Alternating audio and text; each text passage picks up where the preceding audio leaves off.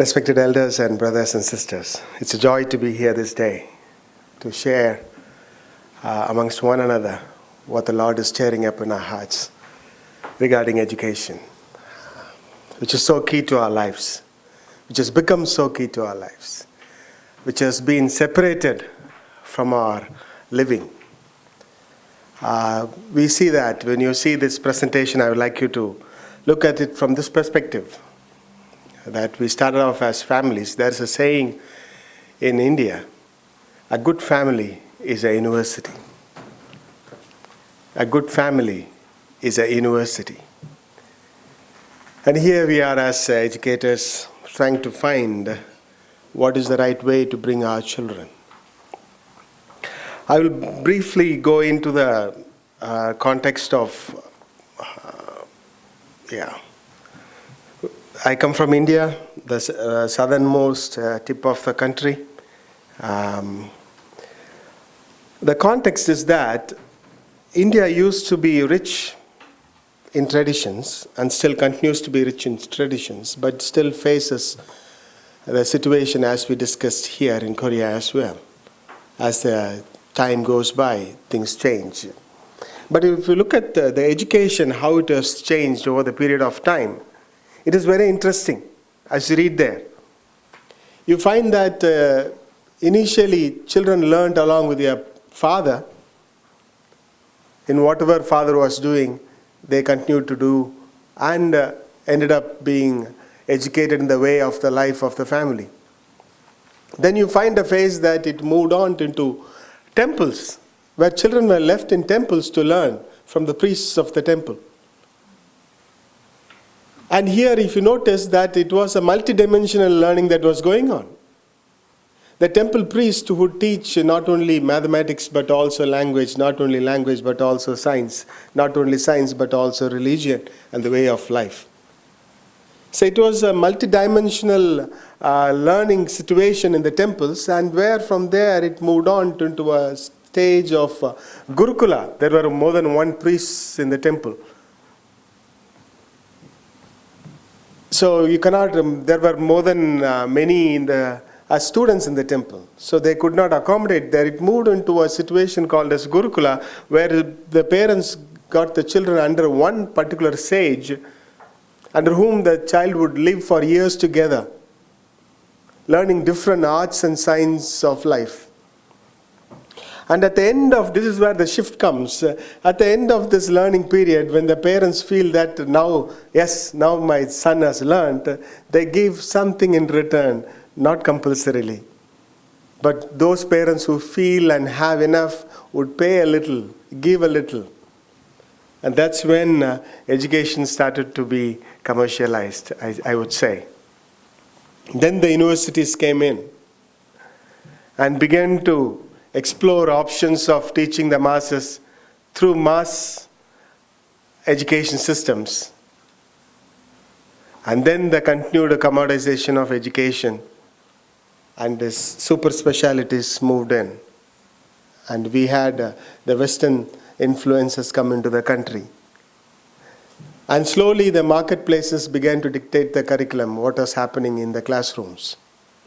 And the classroom's eyes began to focus on what was happening in the industries, to see how can I fit the student best into that industry or the needs of the industry.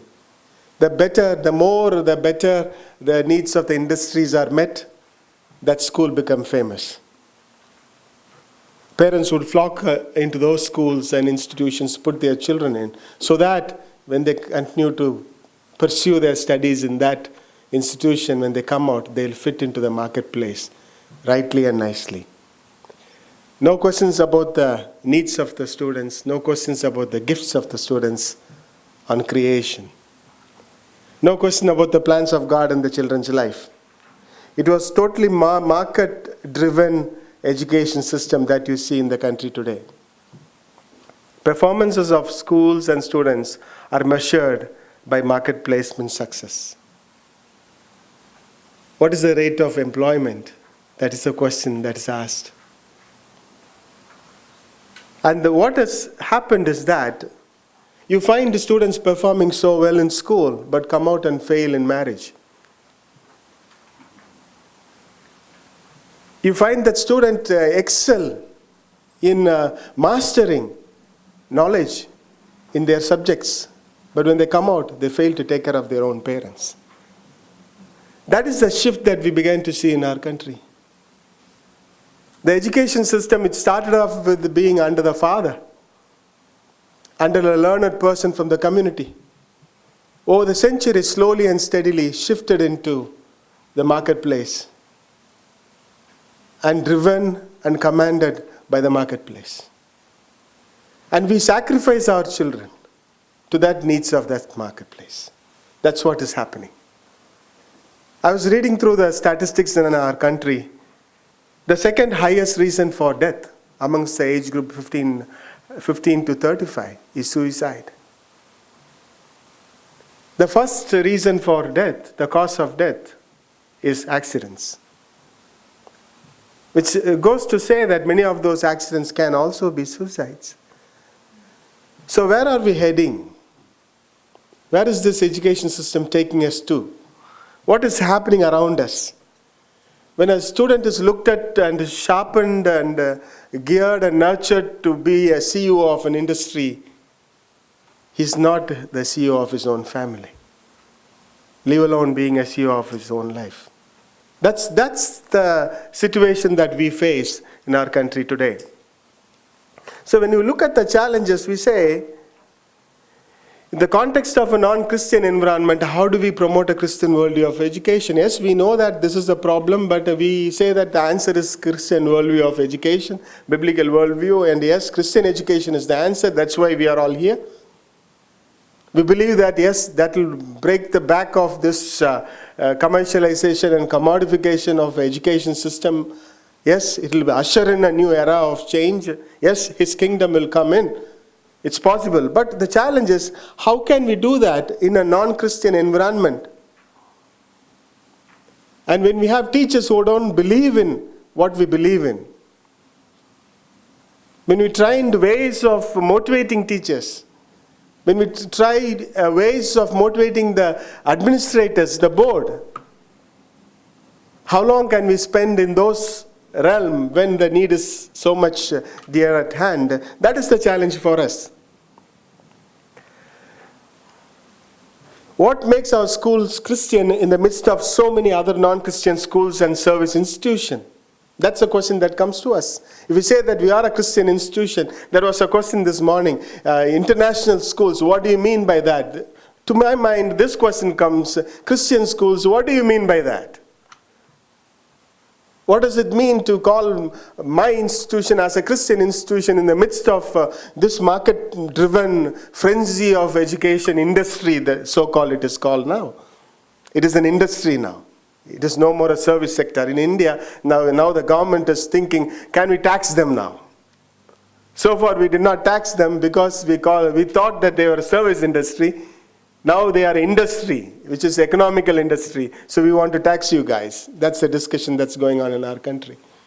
So in the midst of this, how can we say that, what is it that in our institution that calls us Christian? In the midst of this intense learning demands, how can we enable students and teachers to pause and reflect on their worldview and then proceed? The pressure is so high.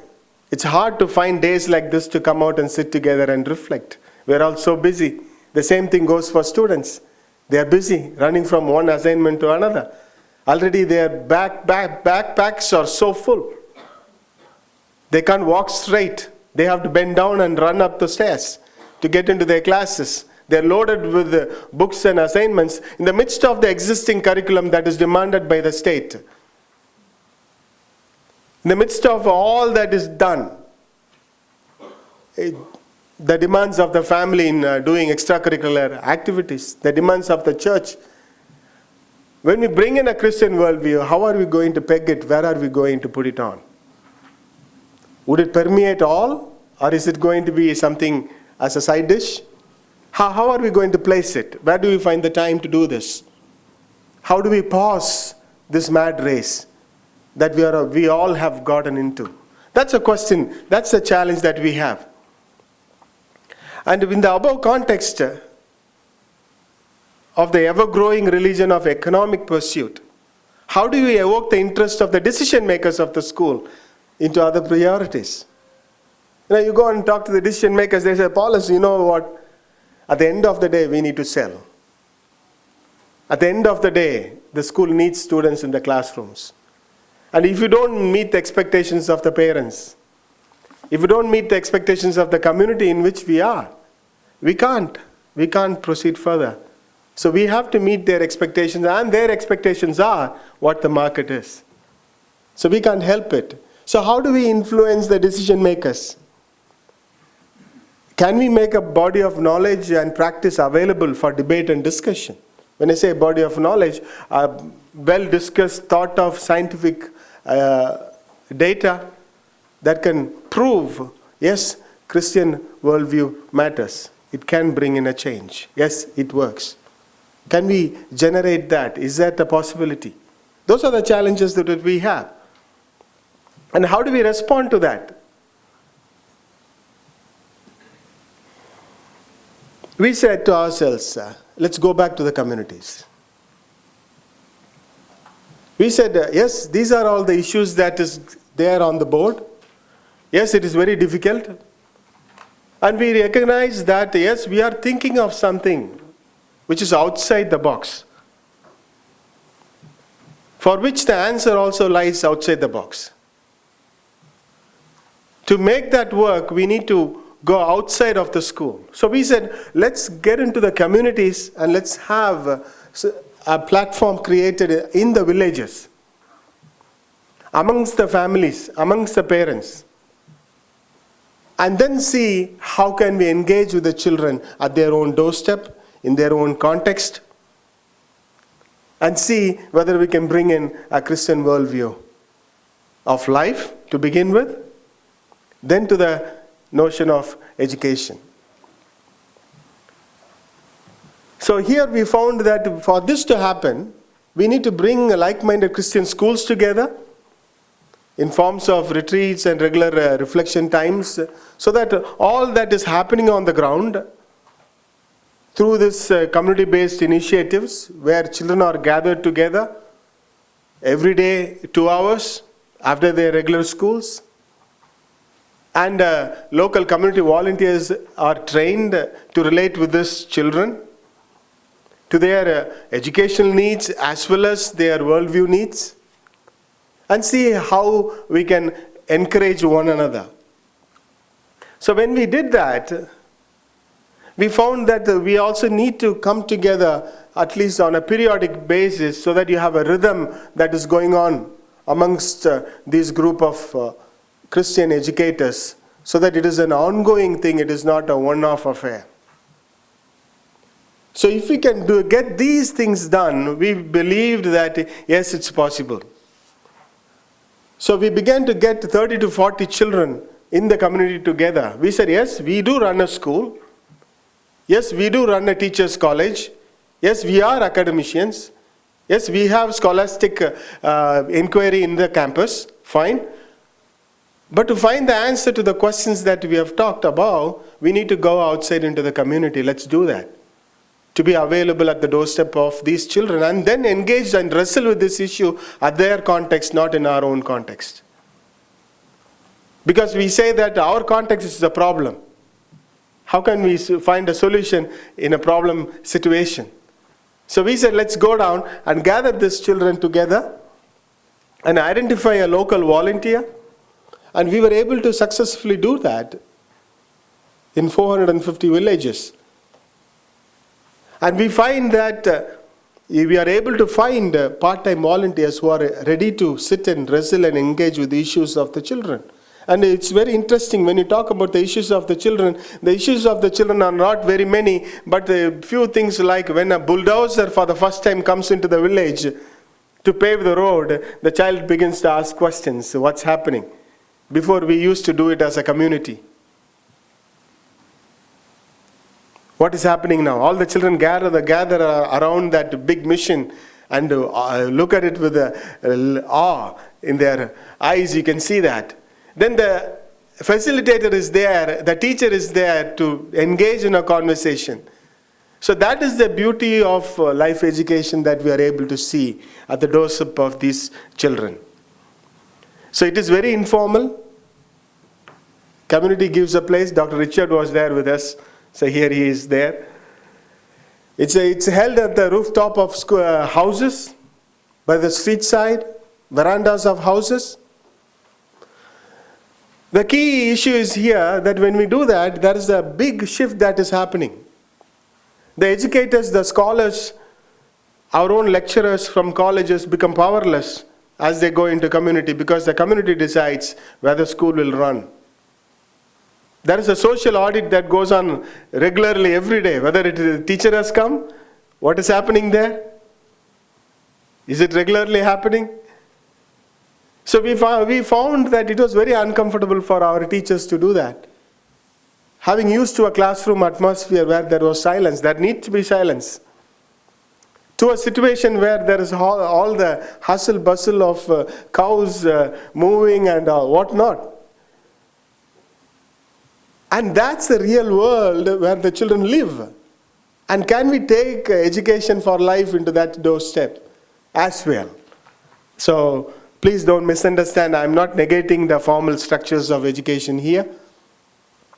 But we found that to take a Christian worldview of life, to bring in a different view on education, we needed to be there at the community level. And to our surprise, because when we started off, we had a lot of questions. We were able to mobilize and rally these children together for issues concerning them, concerning the community. We found remarkable talents in their lives. We had a child parliament which was run by the children, and the parents began to come and sit. So we were able to relate with the issues on the ground. We were able to relate to the issues of the families. And we were able to relate with the families and educate them on issues through their children. That was the beauty of this initiative. What we started off has turned out to be something else altogether. So we believe that when we look at the situation around, when we find the volunteers from the community step out, when we find the elders of the community provide space and guardianship to this initiative, we find that this whole education initiative is embedded in the community. So now, how do we mainstream Christian worldview into this schools, after schools that we talk about? How can we revision our Christian leadership in our own country? We are so used to big campuses which the Britishers left, and we began to build on it. And we are comfortable inside. How can we envision re-visioning of Christian leadership in our own country? And of course, we need to have sound body of knowledge to train key lay leaders. Because the teachers we have are not PhDs on the ground, but they are lay leaders. Thank you. So thank you for your time. It's a lot of questions. And I pray that the God will continue to give us wisdom to wrestle with this concept of education in schools, especially in Christian schools. Thank you. God bless.